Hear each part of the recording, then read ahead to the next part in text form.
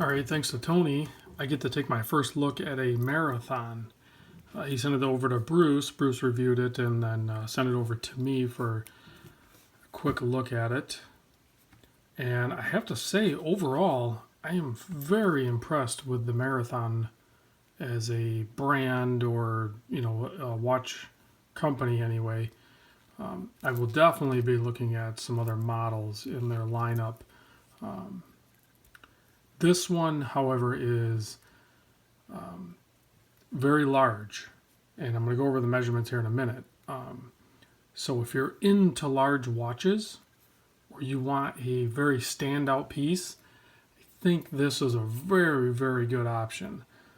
So this is what they call the JSAR or the JSAR, the Jumbo Search and Rescue. And it is a quartz. You can see it ticking away there. It hits the marks very nicely. Hopefully they did that on purpose. It seems like some of the quartz watches I've had checked out recently, it was maybe by luck or whatever that they either did hit the marks or the majority of them didn't. So it's nice to see one that actually hits the marks, and I'm guessing they did that intentionally because the rest of the watch is also done like intentionally. It's very well built. So this has the ETA F06, which is a high torque quartz movement, and it's also all the luminous is their own proprietary blend of what they call a Mariglow, and I will give you a nice lume shot here towards the end. You have 22 millimeter lug widths, and while we're on the topic of lugs, from lug to lug tip, you're looking at 55 millimeter. This is just what I measured real quick. I'm not going by any information online. I'm going by what I actually just measured.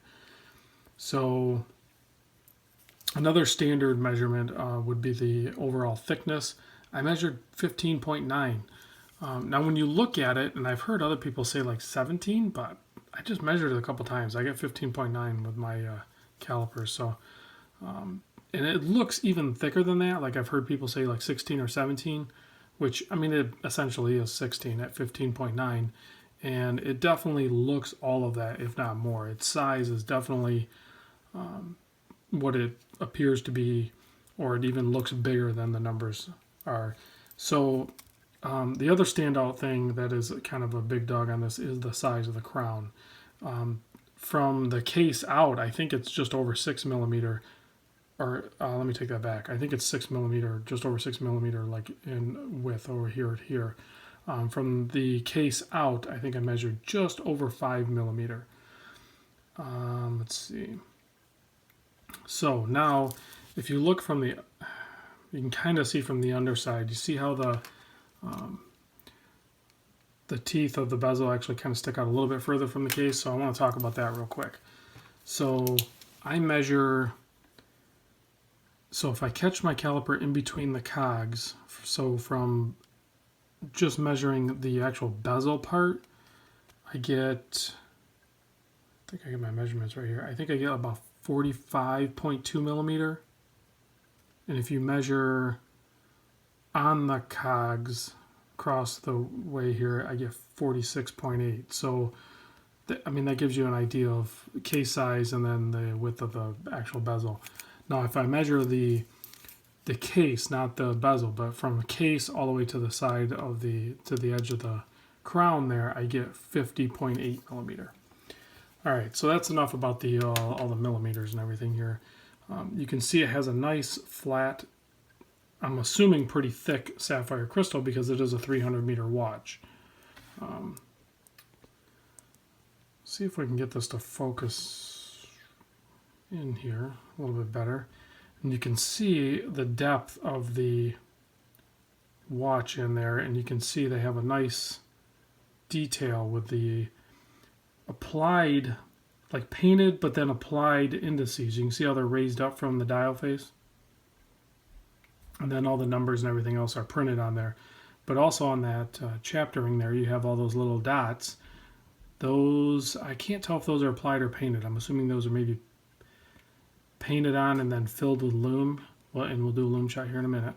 But you have 2 up at the 12 and also an orange paint on the orange up there, which With the Mariglow, the orange does not glow very good at all. So the rest of it glows really good. So, and then you also have the loomed pip. That's just a fingerprint on there. You can almost see like a carbon fiber looked over. That's just my fingerprint on there, on the glass. So there's some close-ups of the watch. See some information on the case back there. Nice screw down case back. Nice knurling on the crown. Alrighty, so I'm going to throw it on my wrist, and I'm going to show it next to a couple other watches. Here's the G-Shock I've been wearing quite a bit.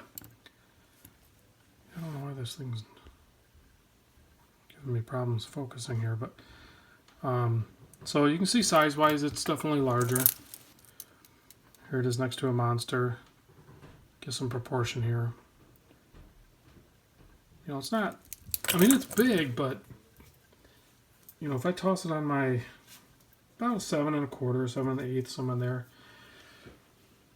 like you can totally pull it off. If you're, you know, over 7-inch wrist or whatever, if you want a beast of a watch, you can definitely do it. You know, you're not going to get a cuff over it or anything, but great all around summer watch or whatever.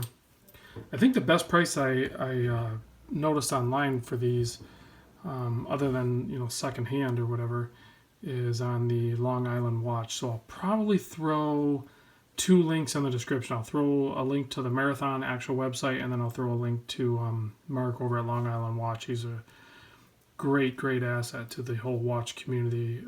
I'm assuming if you watch my videos, you watch his videos and are aware of his store and everything. So let me shut off some lights. Let's check out some glow on this thing. There you go. I think I have a little bit of backlight here. You can see it next to a Monster. The difference with the Mariglow is you're going to get a solid 8 hours of actual luminous out of that.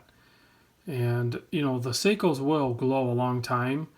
And I'd have to say that the Mariglow formula, a little bit brighter on the hands and on the pip, and that's good. I like that. But I think they're probably one of the ones that will have that longer glow, where a lot of other companies will have different formulas. I want to say maybe some of the Borealis mixes I've seen have been really good, and then there's other ones out there too. Those are just a couple that are coming to the mind real quick here. But you can see it's already fading, maybe a touch faster than the Seiko, but I think once it gets past its first initial fade, it pretty much just stays right there for like a long time. And to the naked eye right here, hopefully you're picking it up on the camera, but the glow on this thing is amazing. Now, a lot of the Marathon watches you'll get with the tritium tubes, which is probably what I will order in next, or see if I can get someone to loan one in.